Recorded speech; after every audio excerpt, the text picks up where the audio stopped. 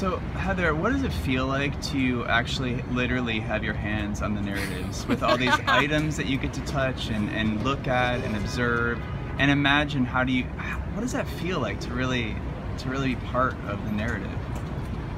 It's pretty terrifying, honestly, because I'm afraid I'm gonna screw up, and I'm afraid I'm gonna, be able to say all these great things, or read all these wonderful articles by all these other, brilliant thinkers throughout history, or even modern people who are speaking into social justice issues, and that I'm gonna blow it somehow, and not be able to practice what I preach. And but it's also, I think, so exciting.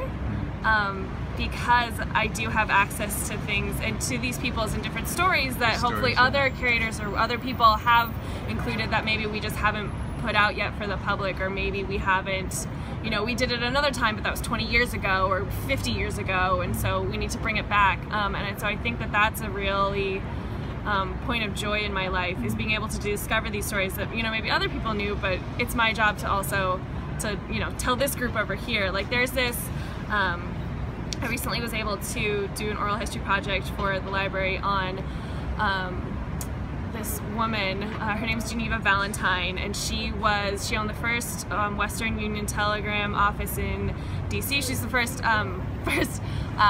woman and also first African American to own a Western Union Telegram, and she was this huge businesswoman in DC.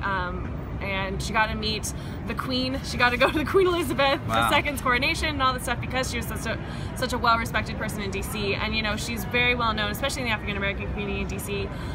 But there are certain historical pockets. And getting to talk to her son was the project I was doing for these archives. It was such a joy, one, to learn about her life, and this woman who, has achieved so many, I think, professional goals that I hold in my own life, and that I got a new, role model and inspiration that day, or and through the whole process of researching her.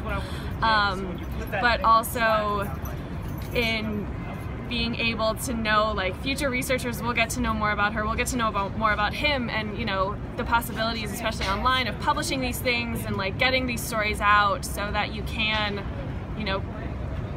I think sort of the argument of oh, this, we can't hire these people because they don't exist, or we can't tell this history because it doesn't exist. I mean, that's not true. It's there. You just gotta find it, and so it's my job to make it easier to find, and make it easier to find for people not just in academic settings, make it easier to find for literally everybody. So hopefully, if you're just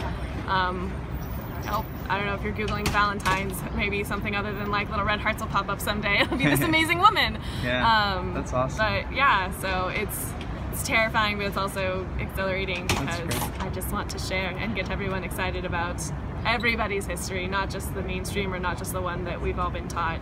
So, good work. Thanks for sharing, Heather. Yeah.